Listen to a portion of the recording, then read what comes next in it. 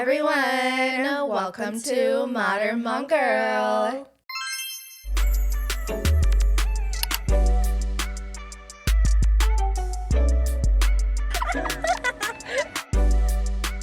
It's your girl, Emmie. And it's your girl, Lex. This is episode 49. And today we are going to be doing a Dear Nobody series.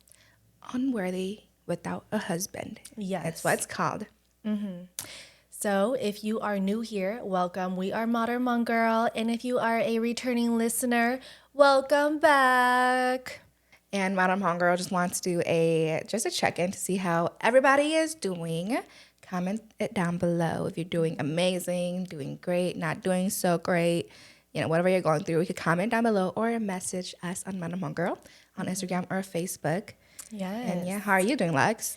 I am doing good. This week has been interesting. Just been working from home ever since, the ice situations and everything. So staying safe and just staying indoors. And it's been so cold here in Minnesota. It's disgustingly cold. It's freaking snowing. I don't even want to go outside. Mm-hmm. It took me a lot of courage to just get out and be like, okay.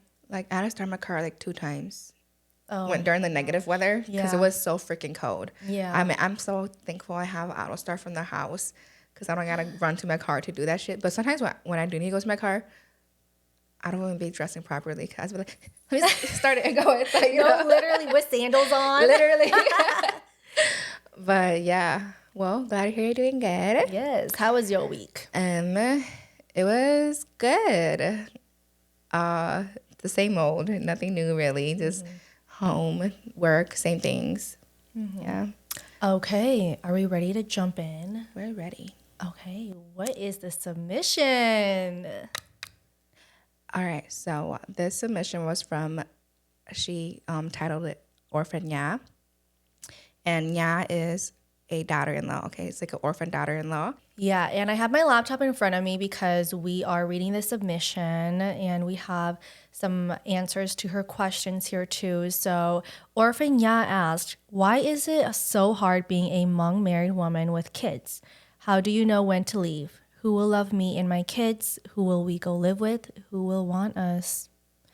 And that is pretty heavy. Very. Yeah. And we know, honestly, Emmie and I, we already know what to do, right? But I think what we don't know is how difficult it is to do it while you're married, because obviously we're both not married, Yeah. And I already think with relationships, it's already so hard to leave your significant other when things go bad. So imagine you're married with kids, how much harder it is. Right. And we don't have kids either too. So we can only really answer these questions through perspectives, our perspectives, and through experiences that we see other mothers go through. So first question, why is it so hard being a Hmong married woman with kids? And honestly, I just really feel like it comes from that oppression of Hmong women because already being a woman is double standard. Oh, you're a woman. Not only that you're a woman, you're a Hmong woman. You're unworthy because you are defined by your skills in chores and your skills of being a woman, And so I think right off the bat, that's already really instilled in our culture. And so I think that's why it's hard being a Hmong woman. Just a Hmong woman, yeah. But a Hmong woman married with kids. Yeah, I think my heart. It's hard because it comes with a lot of responsibilities that are just thrown onto you, right? You're a mother, you have kids, you have to go to work and everything, come home, take care of your kids, and cook for the family and clean for the family, do family's laundry, every little thing. Unless you have a very supportive husband that help you in all those things, but if you don't, everything's on you. You know, if something goes bad, it's on you. If your kid gets sick, it's on you. Take care of the kids by yourself, and that's why it's hard, because you feel like if you do something, just one little thing that's wrong, or you're not doing something correct, then it's like they just criticize you right away. Oh, then much about that, like they don't know how to do anything. They're so lazy. If it's very like it's very hard, and I feel like now, because it's a lot more modernized and we want to work to have our own life as well, because if we do that, right, we have that, like I said, to balance the mother life and that career woman life, and it's very hard when you don't have that support system at home to help you. And yeah, I feel like that's why, like I said, how we grew up, oppression, all that stuff, it's very drilled into our head to do everything so perfectly as a Hmong daughter, as a Hmong nya, and everything. So that's why I feel like it's so hard being already a Hmong daughter, a Hmong woman, and then to be a married one to a whole new family that you have to move in with and live with. They have new, they have different, what is it called? Like different ways of doing things from your family. Yeah, different lifestyle from your family. So when you go into their family, you have to adapt to them, So that's what makes it also like 10 times harder. Yes. And I also want to add on too is that there's a lot of fear mongering to the woman. And it's always to the woman. I want to like go back to marriage. Like when they're celebrating, they're supposed to be celebrating their marriage on their wedding day, right? But it's like, how come the male is celebrating but the woman is crying? Because like everybody's telling her, oh, you have to be a good nya, like you're going to a new family now. We're not your family anymore. Da da da. Like, come on. After this wedding, the next day, you're still my mom. You're still my dad. But like, that to me is fear mongering, and it should not be normalized. And I guess me, like during the wedding, they're like, "Oh, if you ever get into an argument or like your husband hits you, do not call the cops. You talk to a on day. Why for them to tell you to ocean day? Like, ugh, that gets me pissed." Exactly. Yeah, I feel like that already makes it so much harder on you because there's so much pressure and expectations of you, So yeah, definitely what Lex said, because I've been to like so many Hmong weddings as a green lady. I hear all this stuff and it's just very like, y'all need to change your ways. Exactly. I just like really hate it on the wedding day that there's just that fear mongering. Like why me as a bride, I am put on this pressure of pleasing the other family and accepting that my own family is just no longer my family. It's not my default family, and they're not gonna be responsible for me anymore in that culture aspect or in that way of life and death. Like if it was my funeral, like they wouldn't even do anything about it. It would be my husband's family. And it's just like you're their family. Right. And it just is very unfair that we have to go through that. And I don't think that it's something that should be normalized anymore. I don't think that brides should be crying on their wedding day. And I think it should be a celebrated day for both sides, the groom and the bride, because like the groom is out here. He's lit. He's having fun. Like he's at the table, everybody cheering him on. And then the bride is like, oh yeah, like yes, I understand. I'm not your daughter anymore. I'm their daughter. But like come the next week, like I'm already at your house eating kapong that you made, or like you're at my house eating pho that I made, like we're still family at the end of the day, but on the wedding day, it's just so much fear mongering. And I'm like, that this is such a turnoff. This is why, like, when it's my wedding day, if I ever do get married, like, I'm not going to be crying. If I'm going to be crying, it's going to be tears of joy, not tears of fear, not tears of sadness, not tears of guilt. Like, it's just going to be pure joy. I feel like if I ever get married, I think I still cry because I love my family, and living with them all the time, having to move away from that and like living with in-laws instead, or living by myself and I have my family there, like waking up to them every day. I feel like I cry because like it's like my home, they are my home. So I feel like I still cry, but like Lex said, happy tears and just sad tears of having to leave them and going to live by myself now with my husband and their family, you know, but not tears of like, oh my God, now I have to like change my ways and do everything for them. Like, it's so scary. If I do something wrong, like I can't talk to my family about it, or, you know, stuff like that. Cause my family's not going to stand up for me cause I'm no longer their person, you know, like, yeah, I think stop instilling fear in your daughters, you know. Yes, we're moving past that. And I feel like fear is what controls us, women. Okay. Fear is what controls us. Don't let them penetrate that in our minds, because when it's there, we're going to be so scared of everything. We're going to And be we like, just, oh my we God. won't do anything because we're so Right. scared. Exactly. So let's stop being scared. Okay, so this question, I think it's hard for everyone. How do you know when to leave? I feel like you know it, but it's the strength that comes with it. I feel like Lex said, when it's time to leave, you know you should leave, but you can't because of your kids or circumstances, you know. But when it gets, I don't know what the circumstances with this is, right? But Right. for example, like with abuse, if it gets to a point where you're fearing for your life, then you know it's time to leave. Or when you feel like the love isn't there anymore, and you feel like everything is just but like plain, you know, no spark, nothing. Your significant other doesn't, like when things happen with in-laws and he doesn't stand up for you or, you know, speak for you and stuff like that. I feel like that's when you're like, okay, if you've already spoken to your significant other about it and talked and everything and nothing's working, nothing's changing, then I feel like it's time to leave, you know. But can you gather that courage to leave though? Right. Yeah. And I'd say, like, culturally, there is such shame when you leave as a wife, as a nya, as a, what else? Like, you know, when you're so attached to their family, like all the relations that you have with their family, it just is so shameful in our culture for you to just get up and leave. And that term is called, like, bondao, right? Or when you run away. What is that term? Go far. Yeah, go far. Yeah.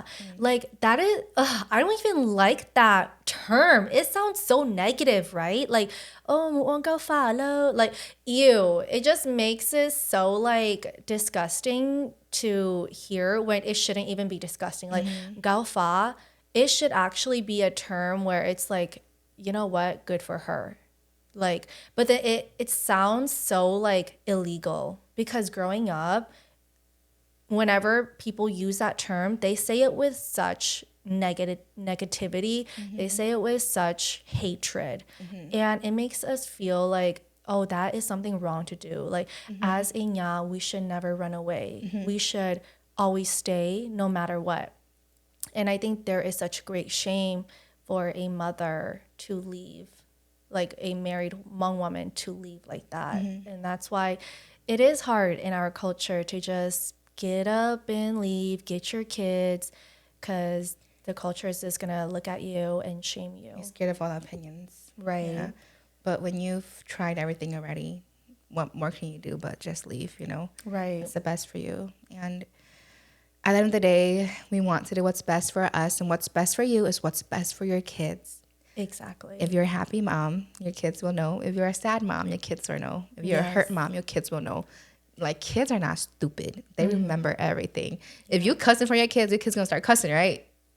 Like, it's easy as that. If your kids see you sad, they know your mom. Like, mom's not happy, you know? So I feel like what's best for you is what's best for your kids, because they want a happy, healthy mom with them. Right. And I just want to say that there are so many Hmong women, like in the millennial generation, that are actually leaving their toxic marriages, and they are so much happier now. Like, I have met this woman, and she was married with 2 kids, and she found the courage to leave her marriage because she just wasn't happy with the situations that she was going through. But her parents are very traditional. And so since like she got married the Hmong way, she has to get divorced the Hmong way too. But she was like, hell no, I'm not gonna do that. I'm a grown woman. I have a steady income. I'm not gonna have a bunch of like old Hmong men come and talk about my marriage so we could divorce. So she actually didn't even go through that process. Oh, wow. Yeah, because she I has her love own that. place. She has her own place, and she's like, I don't need to come to my parents' house with my uncles and relatives that knows nothing about my marriage to tell me why I shouldn't divorce this man or like to solidify our divorce and everything. And that was such a power move of her. I Like, love that. she was like, I don't need to do this. Like, yes, I got married the Hmong way. Like, sure, it was like through culture and everything. But why do I need to like culturally divorce him when I already know what they're all going to say? They're going to tell her to be patient. They're going to tell her, like, oh, what he did, like, he's going to do better. Da, da. Like, she just knew. And so that's why I'm like, that's such a power move. And now she's just in a better place with her and her children. Like, now her children knows that she's happy. Just like Emmy said, like, your kids know. And so, yeah, like, take this experience as courage to yourself in your situation that you are in, because it does get better. Like, you have so many people around you that love you. You have supporters. You have a whole support system that you may not even know of. Because I feel like when you are so conditioned in this lifestyle that you're in, you forget that there's actually people that love you and that will do anything for you. Yeah. So, yeah, I just think that like when you know, you know. Okay. So that's the answer to how do you know when to leave?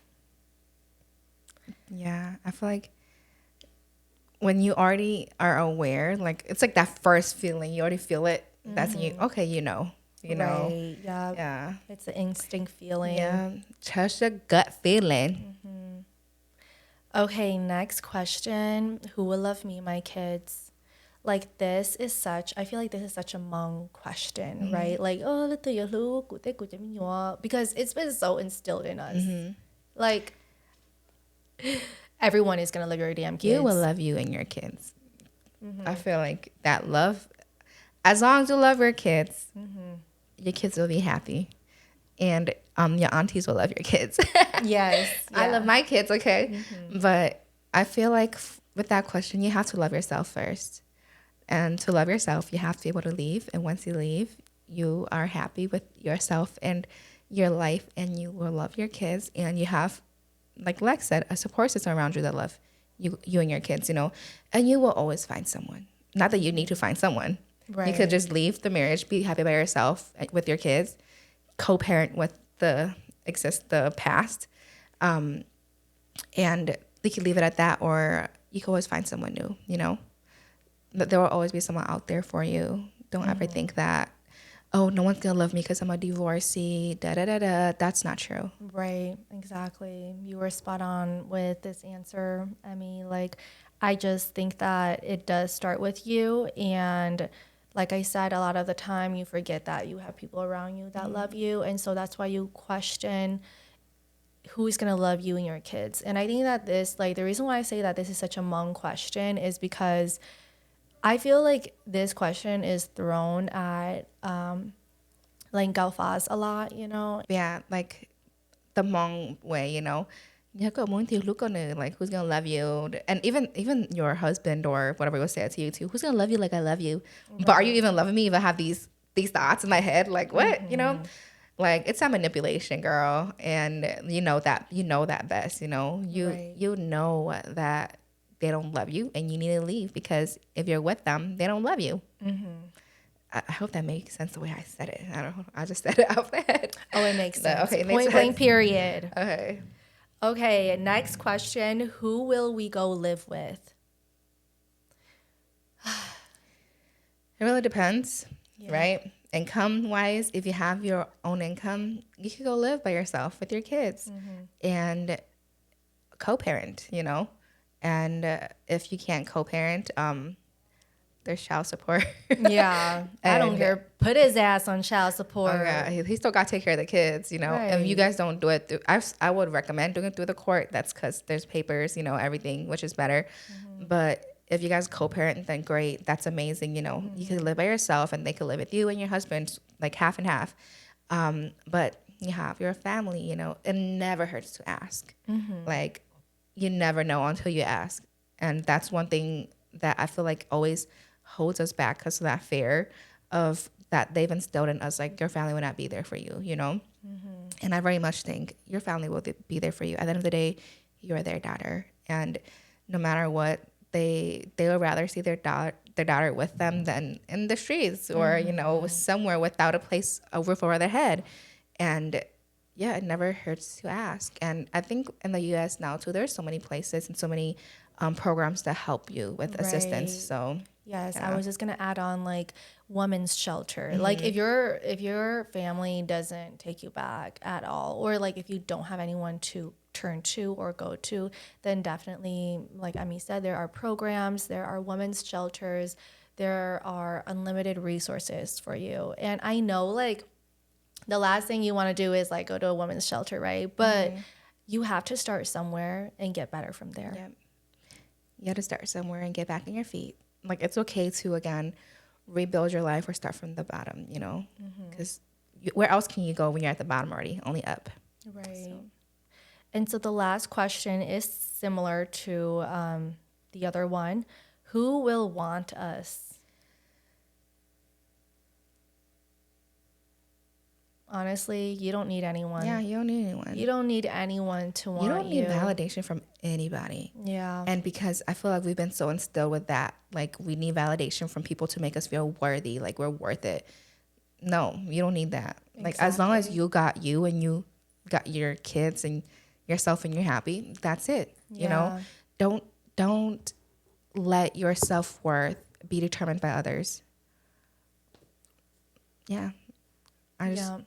Because you're going to have to want yourself. You're going to have to want your kids first. You have to love yourself, love your kids. Yeah. If nobody wants, if you don't even want your kids, then like now who's going to want your kids, right? So it's like you have to be there first. So just not for them, but for yourself too. You have to be there for yourself first. You have to be there for your kids first. And as an individual and a mother, I can't understand it right now or maybe ever. I don't know if I want to be a mother, but Yeah.